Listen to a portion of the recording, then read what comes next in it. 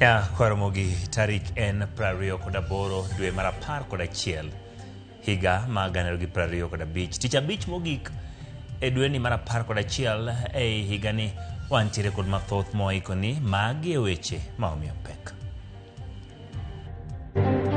The member of parliament was supporting an opponent from Ford Kenya. That is at least, there's mitigation on that. Like if you are supporting an opponent and you think you are that brave and that popular, run, resign. Jagoro mar UDA Hassan Omar onyiso jokanyo mage mobalo wetao kendo wuoge duond burano. The election day process was affected by reported and verified cases of electoral-related violence. Wuog elogo se utulo manokwako yiero madundo kanyiso bilo ka okang' ne joma ibiro yudi ni nosiayo tulogo. Kech wang'eyo ni kandara no yaw maduong' to lal mar ngima biro bedo matin gi ajali ok bedo mang'eny barabara no kendo geche biro ringo kanyo maonge ketho sa kendo wakwayo ni ndara miloso sani ni kik bed politicized in any way. Joriembo gi jowuoth omor gi chako gedo e apaya mar Ironi Mau Summit ka giwacho ni dhi keto wuoth bedo mayot.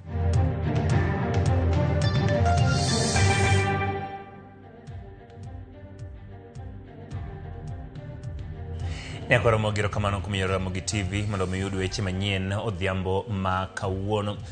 Laiwa duto matudo gin mago moyaw nyalorno ote magi machuok wagombaka kodi wayango pachi e weche manyien mobedo ka kelo ni gelak seche gi nyinga Ochieng Emmanuel jaloko marwa en Wilson Ochuka.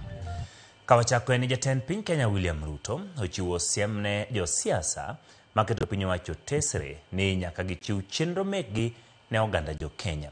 Kalore gi Ruto, josiasa go siko mana kawacho ni gibiro neno ni odhi dala kado bedo ni gionge chenro makare ma dongruok ma nyalo konyo piny Kenya sudo nyime.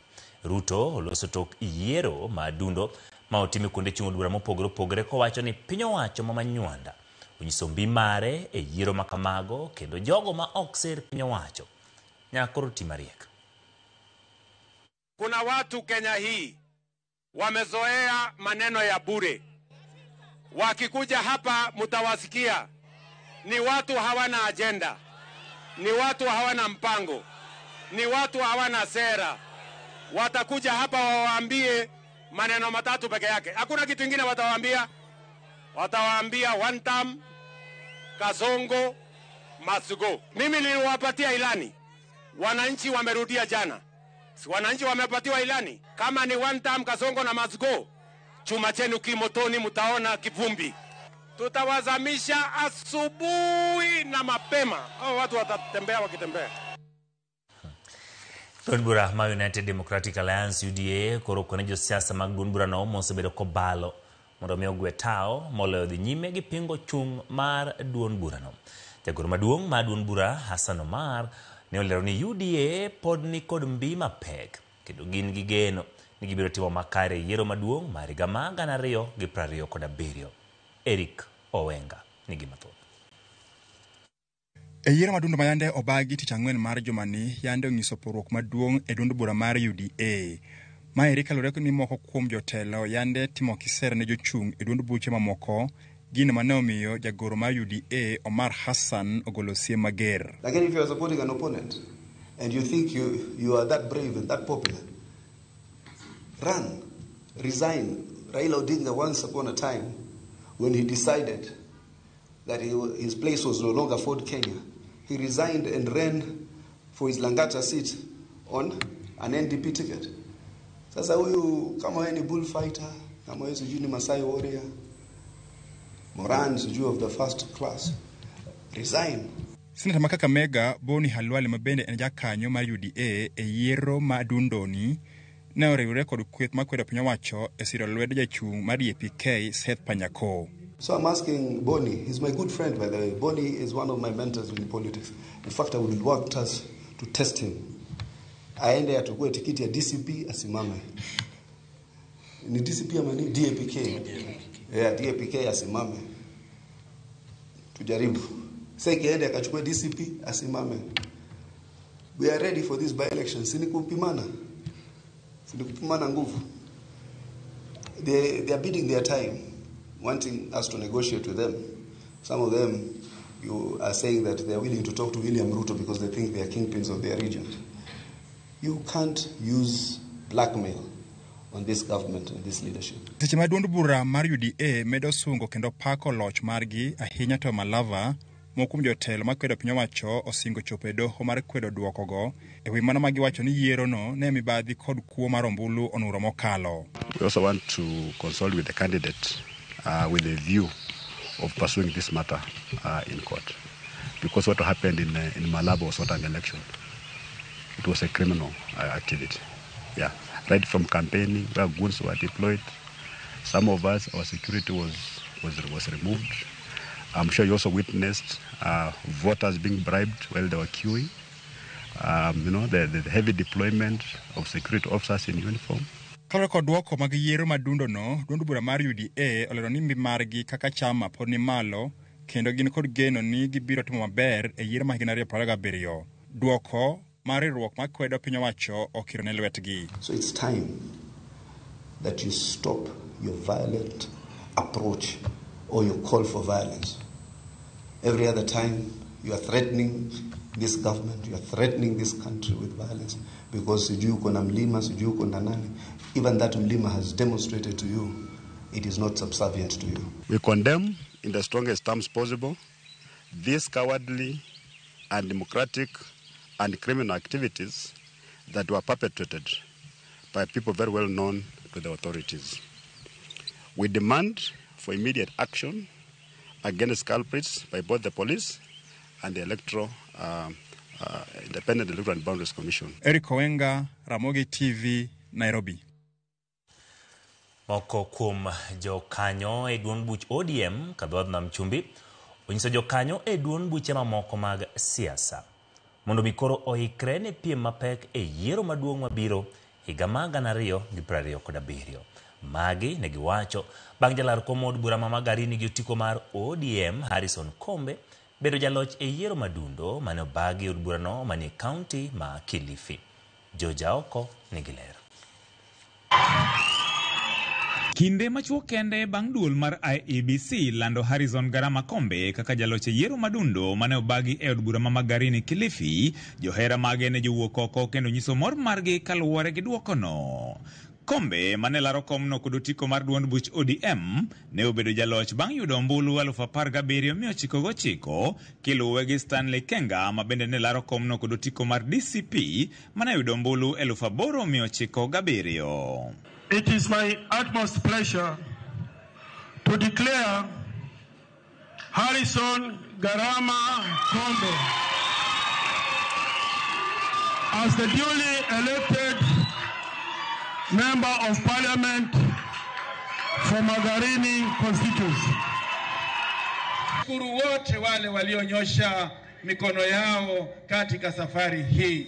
Nisiwasahau wale tuliokuwa tunagombea pamoja, maana pasipokuwa na watu wa kugombea pamoja basi hapo hakuna mashindano. Sasa hii tumemaliza hizi kura na nilisema pale mbeleni, leo tunasherehekea Kombe na watu wa Magarini na Kilifi kwa jumla.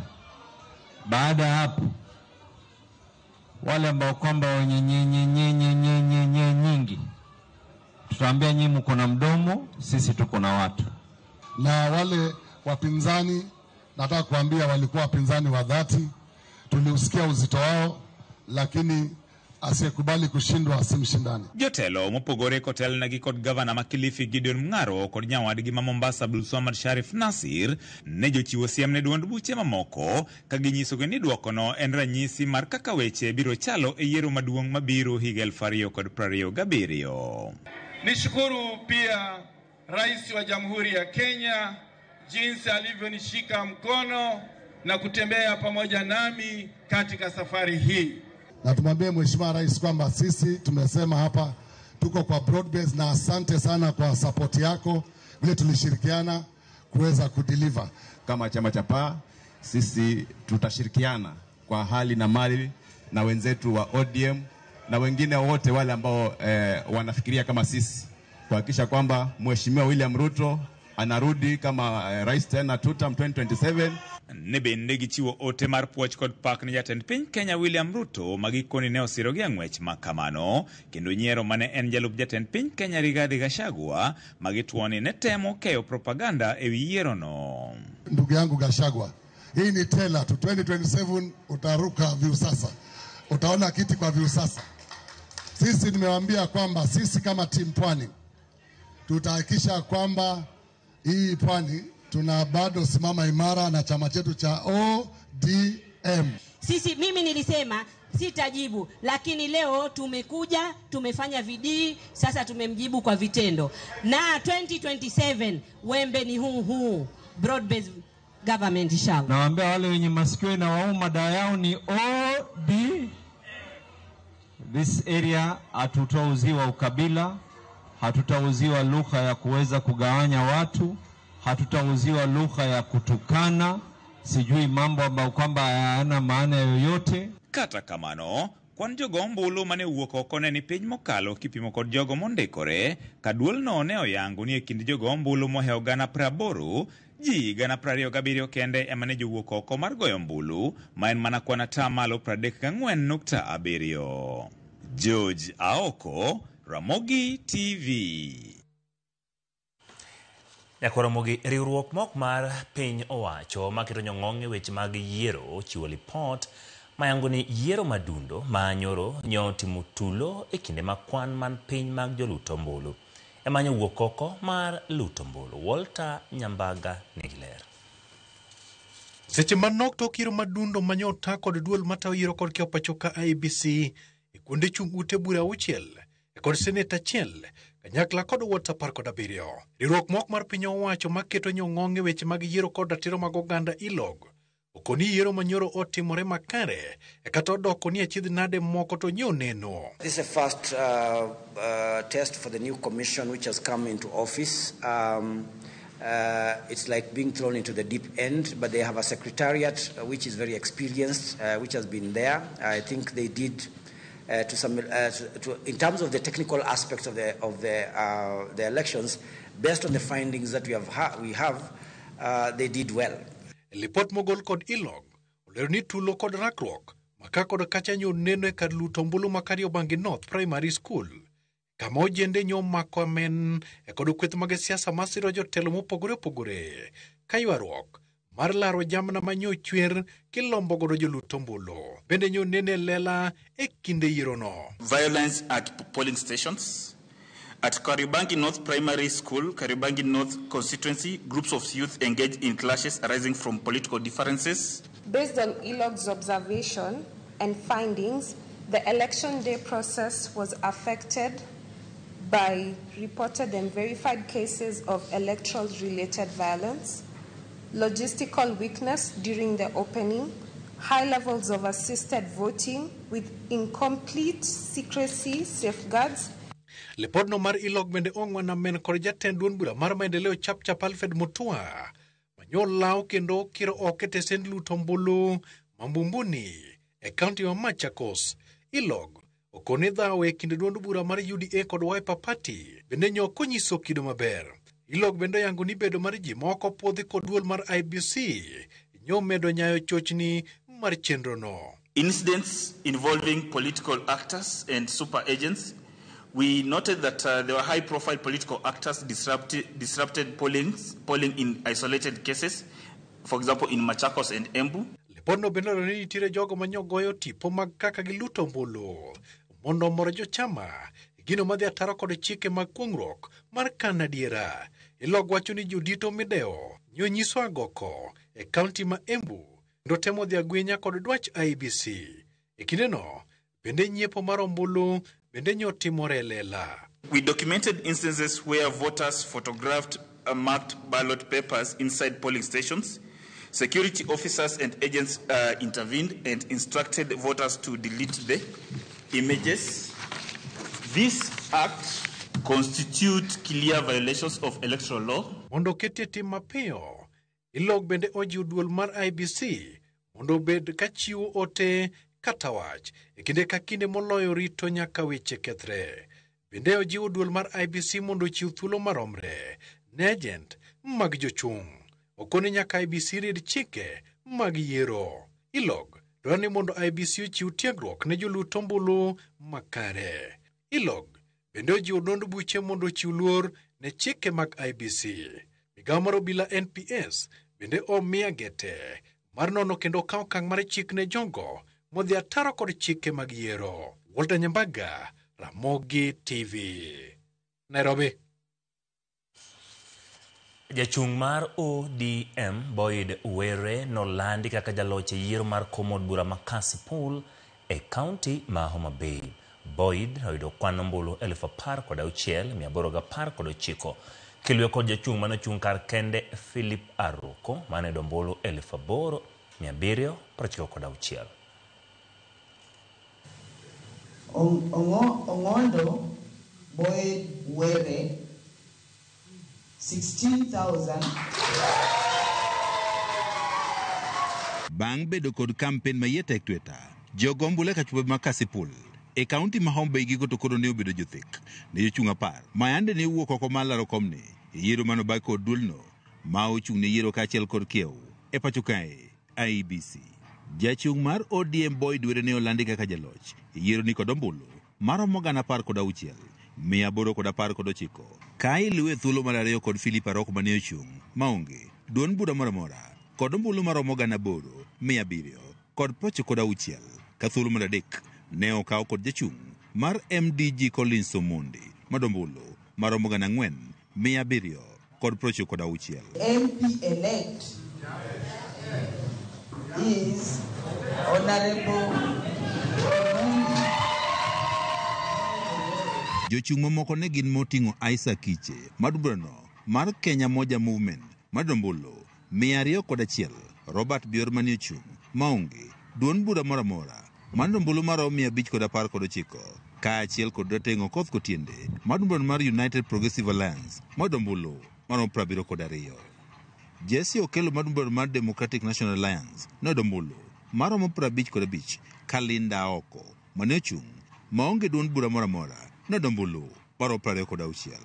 Jochung' moko ne en moting'o Robert Ouma ma Liberal Party of Kenya madombulu maromo 17 kamano mogik ne Ishmael Omondi Koyo man National Liberal Party mane dombulu maromo 98. Jaloch e yiero ni mar Kasipul kod otiko mar ODM Boyd Were mane wuoyo bang' koselandi kaka jaloch kod IBC ne osingo tiyo ne jodak ma Kasipul e yo makare. I want to thank the people of Kasipul for believing in me and entrusting me with the responsibility to lead them. I also want to thank our party, our great party, ODM party.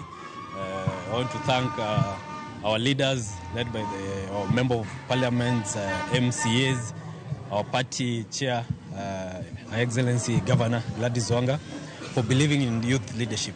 Were ne wanodhi neno ni weche dongruok duto mane wuon mare ma osenindo ng'ondo Were ne ochako duto koro chop kare. The people of Kasipul have done their responsibility of electing a good leader. So it's for me now to work for them diligently. I want to urge everyone in Kasipul, let's embrace each other and let's maintain peace so that we can bring development to the people of Kasipul. Jako mar ODM kendo gavana ma Homa Bay Gladys Wanga ne opojo kanyogo mag ODM mando obedo ka koro timo kampen motegno mabendo miyo nyaka sani jachung' mar ODM koro yombo. I'm very, very grateful to the ODM party, the party machinery, our leaders, some of whom are here, Honorable Dr. Gogo, Honorable Kaluma, many who are not here, our grassroots ODM leadership in Kasipul from all the polling centers who spent many sleepless nights to ensure that we turned around a very, very strong and landslide victory. Wanga wacho ni ma en ranyisi ni ODM pod otegno kata bang' tho mar ogai mar ODM Raila Amolo Odinga. The ODM party remains strong, remains resilient, remains ready. And for those who wrote off ODM because of the passing of Baba, I think they have now seen for themselves. This is also a very big honor to our departed party leader. Moko mriwruoge mane ng'iyo kaka ne itimo yiero ni e kachumbe ma Kasipul wani yiero ni otim maber. Kata kamano ok gimor kod kuku mane onenore e moko gwenge ma Kasipul. We have shared our views as observers. We can say that this election has been fair and accountable within this constituency. However, we saw a lot of challenges in terms of some people who tried to distract the elections, but the swift actions by the security apparatus made the operation smooth. George Juma, Ramogi TV. Wadhi Ugunja, Moses Omondi mar ODM no yer kaka jar bura ma Ugunja bang' yudo ombulu mar 9,447 kwan manoyo pogruok mar ariyo kinde kod namba 2 e yierno. Laktar Johannes Orodi mane yudo ombulu 1,819. Omondi okwayo jowetene mane gipiem go mondo oti kode kanyakla ne dongruok mar Ugunja. Steve Biko miyo mathoth.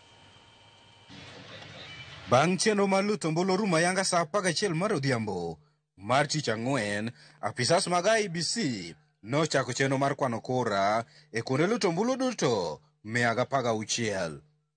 Bang'e to ombulugo nochwal e skul sekondar ma Ambira mar riewogi kendo dhialo jaloch.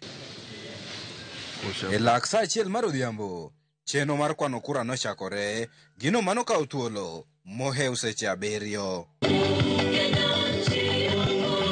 Alure kod apisa maduong' mar IEBC Ugunja, Dennis Omari, kar chung' od bura ma Ugunja ni kod joluto ombulu 60,144 e ward duto 3 kendo noywayo jochung' 10. Kata kamano, mana ji 15,017 emane luto ombulu odiechieng' manyoro. Ma en atamalo 24.89 mar kwan joluto ombulu ma Ugunja. Duoko mar yiero no ne chalo kamae. Moses Omondi mar ODM noyudo ombulu 9,447 kendo yudo loch mar ariyo e yiero no. Johannes Orodi mar Wiper Democratic Front noyudo ombulu 1,819 ka Frederick Ochiel mar UDM to noyudo ombulu 1,200. Benson Obol mar UDM noyudo ombulu 1,171 ka MJ Okumu mar Federal Party to noyudo ombulu 381. Vincent Olengo noyudo ombulu 333 ka Crispin Omondi mar KANU to noyudo ombulu 188.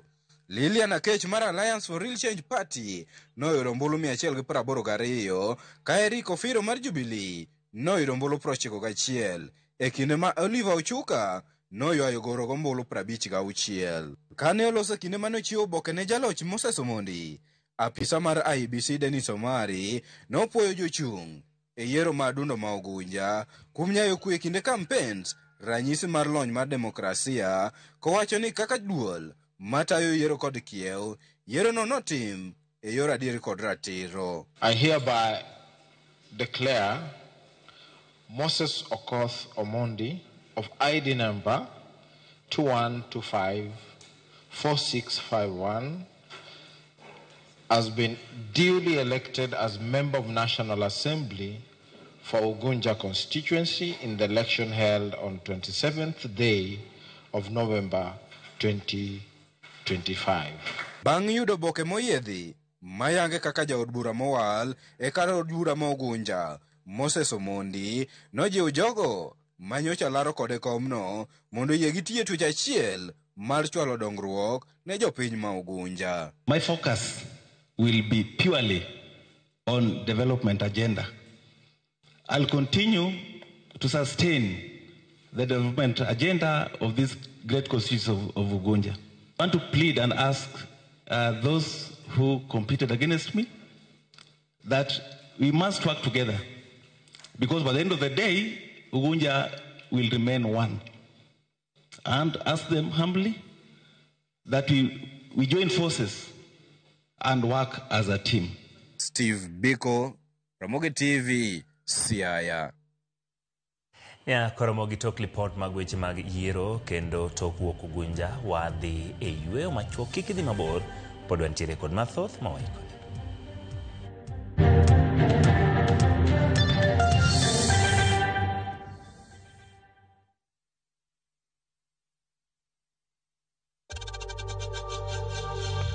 We know times are tough. tough. So save money by buying airtime from M-Pesa to any network with zero transaction fees. Dial *487*2# and get your airtime PAP with zero transaction costs.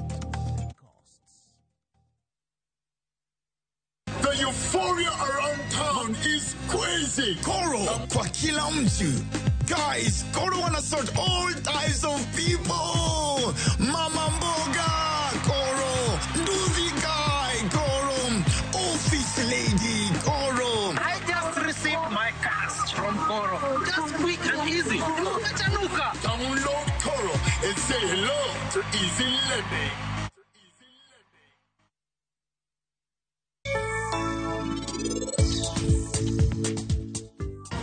Nyako odiochieng' ma anabiro nono ka pari oduoge odni. In kamoro achiel gi Rajiv wonge ratiro mar chiemo kae. Nyako ma parini mana keto mondo tedne wuoda eka mondo amed yudo luore gweng' kae. Koro odiochieng' ma kawuono ni en odwa kethona gimoro amora kae. Ok apar kabiro ng'wonone. Waya mano hera moingo kaka ohero nyithinde. Kawuono ni ane makoro kodwa nena. Rajiv en wuoda. Wuoda achiel kende. Ano kakele kae mondo inipade samora mana ma inidwaro. FOMO? We say no more FOMO. Not when you have happy hour. Download and use my Airtel app or simply dial *544#. Always be in the know. Buy the happy hour bundle today. Now bado tuna grow. Airtel.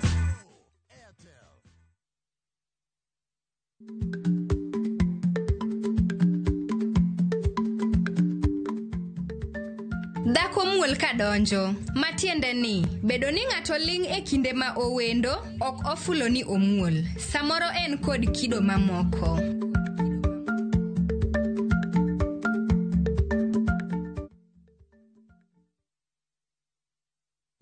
Teke na we go border. Chanua Jam, fika on time at the lowest charges in town. Wear helmet and ride in style. Ni safi, ni safe, na ni easy kwa mfuko yako. Wigo, your trusted ride. Download the app now. Ama SMS Wigo to 20425. You'll fike right on time. Wigo, your trusted ride.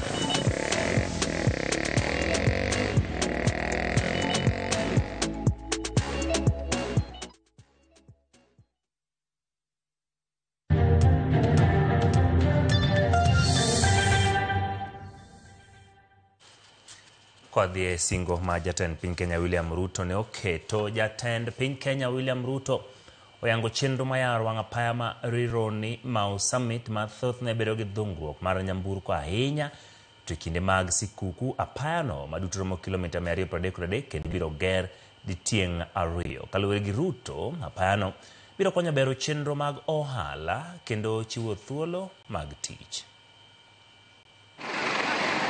Okinyi kawuono e gwenge ma Kamandura, Rironi, kaunti ma Kiambu, jatend piny William Ruto ochopo kendo romne kod josiasa mopogore opogore. Ruto ochopo e gwenge go mar yango chenro mar yawo wang' apaya mar Rironi Mau Summit. Wang' apayano maromo kilomita duto 233 ibiro losi tieng' ariyo kamokwongo en apaya ma Nairobi Nakuru Mai Mahiu ma en kilomita 175 mabiro konyo e duoko chien dhungruok ma nyamburko. Apayano biro bedo kod kanyo michunge loche, daraja mar jowuoth, teini mag apaya kendo biro tiyo kod lony manyasani kaka yor bero arita. The Nairobi Nakuru Mai Mahiu Mau Summit corridor will be strengthened to handle heavy commercial traffic, supported by new interchanges, truck laybys, pedestrian bridges, lighting, barriers, drainage systems, and intelligence transport technology to enhance safety. Komachielo, tieng' ma Nairobi Mai Mahiu Naivasha ma en kilomita 58 biro konyo e yor kowo mwandu kendo chiwo yo nyaka Naivasha Inland Depot. Apeini go duto biro romo e boma ma Naivasha kachakre Naivasha nyaka Nakuru.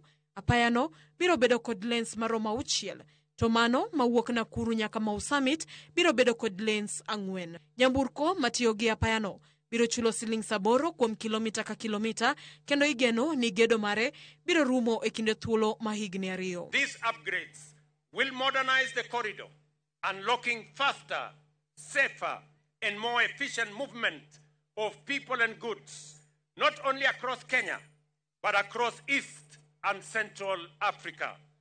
This route is a vital artery linking Nairobi to Uganda, to South Sudan, to Rwanda, to Burundi, to the Democratic Republic of Congo, sustaining our economy, empowering regional trade, and expanded opportunity. Achiel kuom gigo Maruto wacho ni osethiro dongruok pachoka moloyo to gedo mar apeini en bedo ni piny owacho okosebedo kod omenda moromo machwalo chenrogo kaka owinjore. Chal ma omiyo sirkande oriwo lwedo kod joket mwandu. These are the modern multi-lane dual carriageways designed, financed, expanded, operated, and maintained through a world-class public-private partnership model.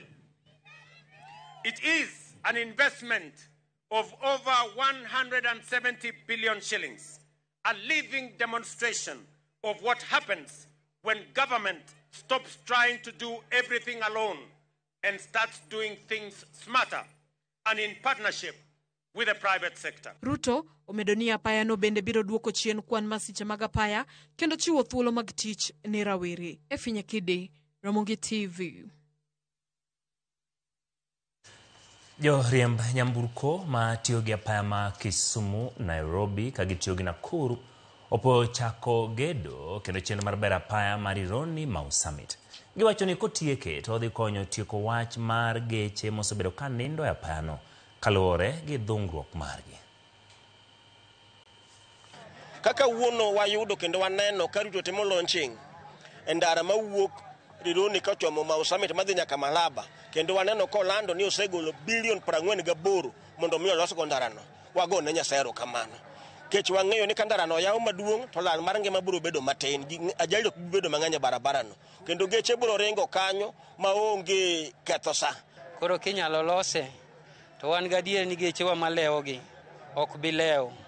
Ka barabara obedo, ka gipanua barabara mobedo maduong', tapani biro bedo maber nikech geche koro biro yudo nafas magi gwenyore maonge gimoro ni jam. Kendo wakwayo ni ndara miloso sani ni kik bed politicized in any way, kik kelie siasa, kik jomoko ne ni onge economic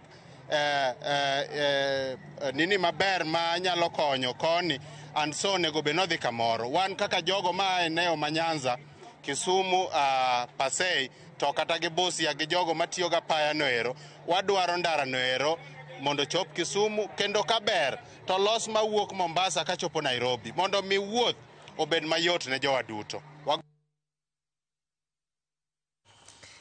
Wadhi weche mag thieth. Lakteche kokalo riwruok mar KMPDU osingo mar manyo yore mopogore opogore mag tieko ywaruok magisebedo go kod piny owacho kanyakla kod migawo mar thieth ka giyango chenro mag tich higni 5 mabiro. Gimedo kwayo piny owacho mondo oket ber lwasi mar tich mag lakteche.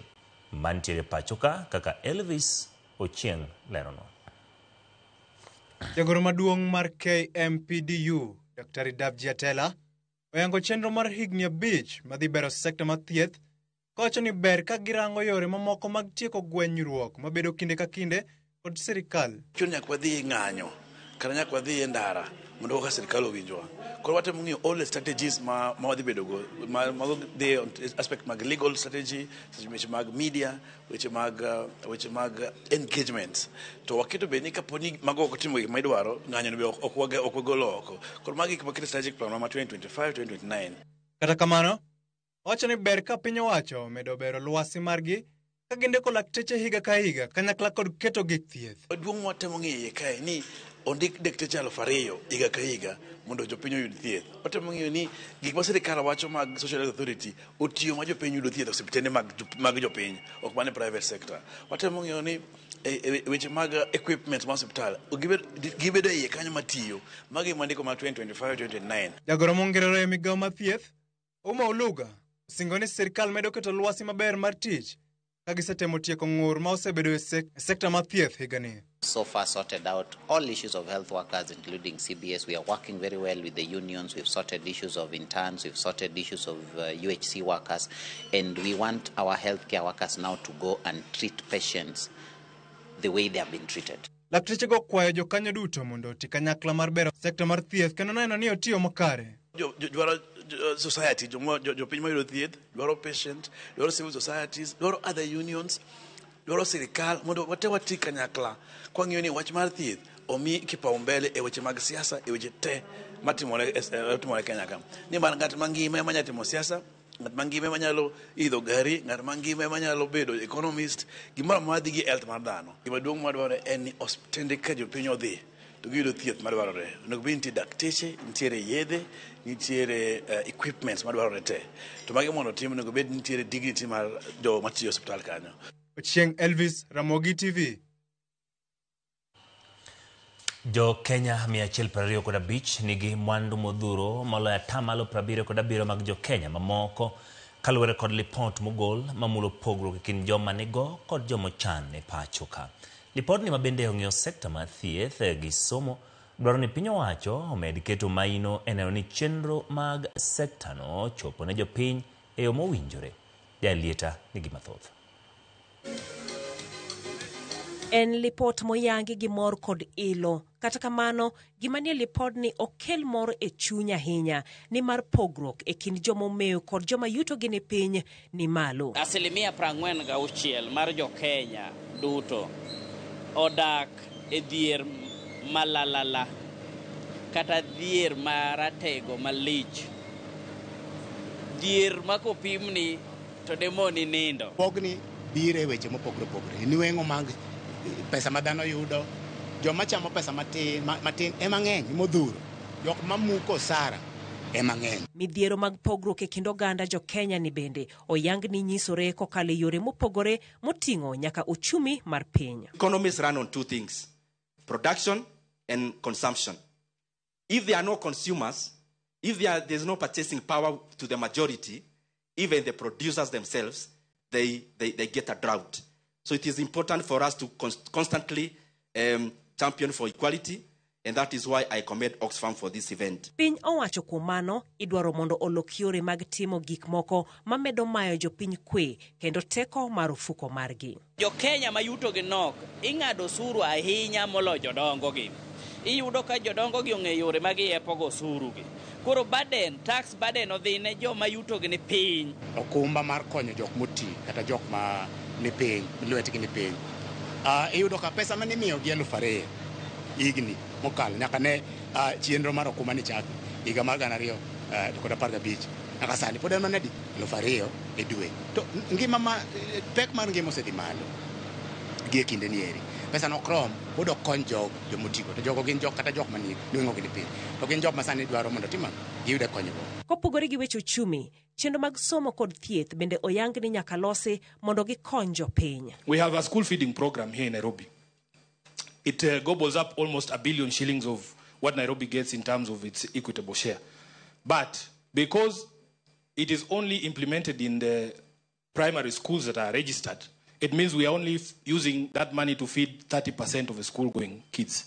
We have had a conversation with the governor of Nairobi from the time he was elected. In fact, it was a campaign promise that this school feeding program has to be extended to the up-bed schools because those kids also deserve that meal. Onge yen. To kata mondo mi thiedhi yori dhi ng'iew syringe, magi gik makoro governors wa ka winjo adieri repodegi. Onego bed ni Kenya ok onego bed ni gike level no nikech wasedhi above other countries. Kumae kwayo gol ne jo od bura mondo neni oloso chike kata neno chike mantiere mamulo pok mag oganda okete tim kendo otiyo makare. Pod en lipot ma onego dhi onyisi kata dhi okony jo od bura mondo chake chenro maber ma sirikal nyalo luwo manyalo keto sirikal tesre mondo jo Kenya timang'o oyude nafu jo Kenya bende oyude ber. Act have brought an amendment to the Central Bank Act that will make cash payment mandatory option at any point of sale across the board. I've also introduced a bill in Parliament which I think has been sent to the government printer to institutionalize what I call nationhood science so that we teach these values from kindergarten all the way to university. The values under Article 10. Piny owacho nigi ting' maduong' mar duoko kwan jo Kenya mayuto gi ni piny ka kwayo ogol mondo pek mar osuru oket ne jogo momew ahinya moloyo jogo mayuto gi ni piny. Jailieta, Ramogi TV. E weche mag somo, moko kuom jopuonje riwruok mar jopuonj Kuppet kaunti ma Migori okwedo okang' ma okaw kod tend Kuppet mar keto alap ma Sony Green Stadium kaka kanyo ma idhi lute ombulu ma iro jatelo yiero mochan chakruok mar higa manyien. George Juma nigi mathoth. Ma otelo ne chenro ma yiero ma jopuonj Kuppet e kaunti ma Migori ma ochan chakruok mar higa manyien. Jopuonj malaro leo mopogore opogore e riwruogni mar Kuppet kod dhi nyime kod kampen magi e kaunti ma Migori. Piem mapek gene lemono mar jagoro marwako mar Kuppet e bade ma Migori. Leo bende nyaka sani koro pod omake kod Samuel Rwa jasolo. Ji maromo 4 osenyiso gombo margi e laro lewni mar jagoro e riwruok mar Kuppet. E seche ma jogo madhi laro lew mopogore opogore e riwruok mar Kuppet dhi nyime kod manyo ombulu, ng'uro osewuok kuom moko kuom jopuonj kawe kod okang' ma osekaw kod Kuppet mar keto alap mar Sony Green Stadium e sapon mawendo kaka kar timo yiero ma ochan e chakruok mar higa manyien. Era wendo e pap tiweyo Migori TTC kuma osetime yiero higni gi higni magi mokethore be onge. Ng'ato tiyo ni nyithi koleji tiyogo e kwalo kura. Nyathi koleji mane manyalo kwalo kura to jopuonj mago kura gi temo puonjo nyithindogo ging'egi ni ma nyathi ma puonjo kwalo kura nade. Chips ka kech moro kawa wanyalo yudo soda. Koro kutero wa Sony e niang' kuchocho ang' wadhi nyamo niang' bang' go kura. Jopuonj gi wacho ni keto yiero mar Kuppet e alap ma Sony dhi tamo jopuonj mathoth mawuok e gwenge kaka mago ma kura go ombulu. Ka koro gidwaro mondo yiero ni koro tim e kar tiegruok mar jopuonj ma Migori kama osebed ka itime e kinde mokalo. Obed kama Central e Migori County within the town kae. Kutero gini awendo wuoth kichomo kono bro bedo mapek ni thoth jopuonje nikech idhi tigi pesa. To mar ariyo jopuonje kata mantie gi ng'ol bende ok biyudo nafasi mar wuotho mondo gidhi kono nikech bochuno ni gimanyo joma kogi kanyo. For a very long time jopuonj ma Kuria ok osebedo ka yudo representation in Kuppet because kumigoe kura bor to osebed kigoe TTC ok gisebedo ka gibiro. Koro kigole TTC chak itere 30 kilometers away. In short itemo nyiso jogi ni ok gitim nang'o, ok udwa ni gigo kura kendo ok udichgi kura margi. Endo bor kabisa ne jopuonj ma far-flung areas machalo kaka Nyathike to gi Kuria nikech distance ma gidwa travel mondo gichop Awendo bor kabisa. Mondo jopuonj go kura nyaka wawe kamigoe kura odong' TTC kuma Central manyocha wanyalo chope mayot. Giwani bende giluwo ni arita margi ok dhi nyalo bedo makare e gwego mag Awendo to ahinya ne jopuonj bende koro biro dok e miechgi bang' go ombulu e sechego mag otieno. Kaluwore gi news mabe wawinjo wan joma winjo news niang' kanyo nitie gik matimore. Koro wan security kaka kura nyalo dhi nyaka Moleo to samoro isenyumo kura igombo ni mondo irit results. Wan joma mine security mane ma wan godo midhi ketnwa e ground kanyo maonge bende stima e pawno onge stima ena pap Sony kanyo en pap onge stima onge pi koro security makanyo ok ber. To nitie jok ma e boda mar Tanzania kaka Kitabaye Secondary School, Bishop Ogada Secondary School and many others. Mondo ya Kitabaye nyaka Migori itiyo gi siling 300. Mondo ya Migori nyaka Wendo itiyo gi 150. Mondo ichop Sony ichaki medo 50. Matiende ni Ogada nyaka Sony en siling 500. 500 ni japuonj dhi kawo kanyo. George Juma, Ramogi TV, Migori. Kawadhi nyime jatend migao ma Cooperatives Wycliffe Oparanya koro wacho ni piny owacho biro medo keto maino e dongruok mar ohelni matindo mondo mi ochumi mar piny Kenya ogere. Kuom mano ojiwo jokanyo matimo ohala mondo chul hola ma gikawo mondo mi giyud yot e yudo omenda. Jafwambo marwa Bill Gates Odwar lerono mathoth. Jotim ohala matindo e kaunti ma Kisumu kawuono ne oyudo thuolo mar uso kendo tudre gi jonyiewo margi. Ka giwuoyo wi chenrono, jokanyo matimo ohala matindo ne okwayo piny owacho mondo ne ni chenro makamano olandie sama kare mondo eka giyud tudruok makare. Wagone kaunti mar Kisumu erokamano nikech gimiyowa events makoro wanya interact gi jo locals mondo ging'e products ma wan go. Gimiyowa exposure makoro wanyalo interact gi joko. Wang'e ka wanyalo inua, kaka wanyalo konyo jok ma wuok piny, jok ma pok ong'e tich, wapuonjgi bed gi skills, to gi marketing gi timno marketing maber, nikech waloso gik mabeyo, to wabed gi marketing maber, wayudo ka wanyalo uso gik moko. Koro wayudo customer moko mang'eny mabiro biro kendo luwowa mondo mi wambe walosnegi gik ma gidwarogo mondo wambe wayud pesa. Kanyalore to wayude mashinde moko kendo mang'eny ma extra manyalo miyo wapuonj nyirigi mang'eny. Kane giwuoyo e chenrono, gavana ma Kisumu Profesa Anyang' Nyong'o kod jatend migawo mar ohelni matindo Laktar Wycliffe Oparanya ne ojiwo jo ohala mondo ndikre ka giwacho ni ndiko ohelni e yo ma ginyalo yudo godo konyruok. Operating informally limits access to credit, limits entry into formal markets, and reduces eligibility for government and donor support initiatives. Sometimes people operate informally to avoid taxation, but really, you can't despise the hand that feeds you. In every county, there is an office of MSEA. So MSEA will help small businesses to register them, the ones that are informal, so that now they are formalized. And when you are registered, you are given a number, and there are officers in that office to help you to grow, to start growing in a formalized manner. Gilero ni sani piny owacho keto maino e neno ni tudruok mar jo ohala ma Kenya gi pinje maoko ni kare mondo mi dongruok obednegi. We are further developing structural value chains and fostering local, regional, and international market linkages for our enterprises. Just yesterday, I presided over the commissioning of a rice milling plant in Ahero, one that unshackles our farmers from the bondage of exporting rice to be value-added far away. As a country, we are also negotiating with other countries, East Africa, although we have a protocol to access free movement of goods, free movement of people, human resource across the borders. Oparanya owacho ni gitiyo kachiel gi riwruoge mopogore opogore mar neno ni rawere ma oyudo omenda mag nyota obedo gi yote chako kendo timo ohelni mekgi. They are being trained to be business people for 4 days.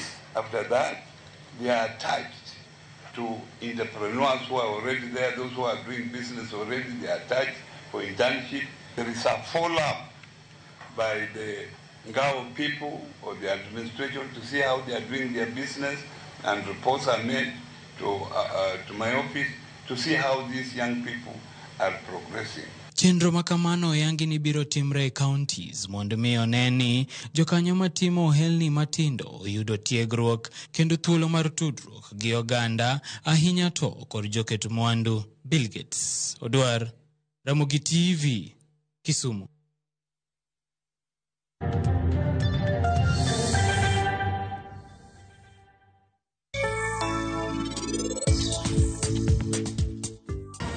Nyako odiochieng' ma anabiro nono ka pari oduoge odni. In kamoro achiel gi Rajiv wuonge ratiro mar chiemo kai.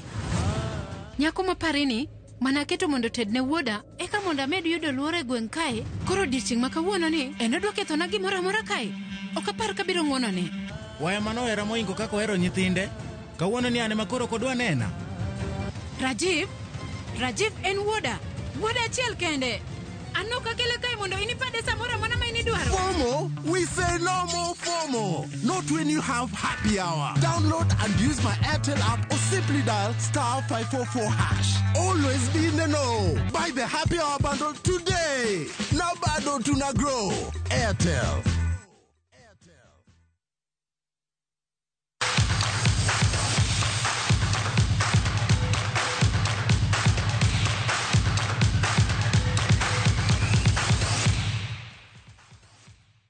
Jochung' mag Kenya tuke mag CAF Confederation Cup Nairobi United dhi nyime gi ikruok margi motenone jotugo ne tugo ma Jumapile kini kod AS Maniema ma DR Congo e rang'iny mag group stage Kasarani. Timu no nogo jotugo mokwongo mag group stage e lwet Wydad Casablanca ma Morocco juma mokalo mane tim mar ariyo ma Kenya ochopo e group stages bang' Gor Mahia mane ochopo e rang'iny ma kamano. Tugo no biro bedo e pap ma Kasarani Jumapil kama bang'e Nairobi United Peo di Tanzania tugo maradek e kindgi kod Azam.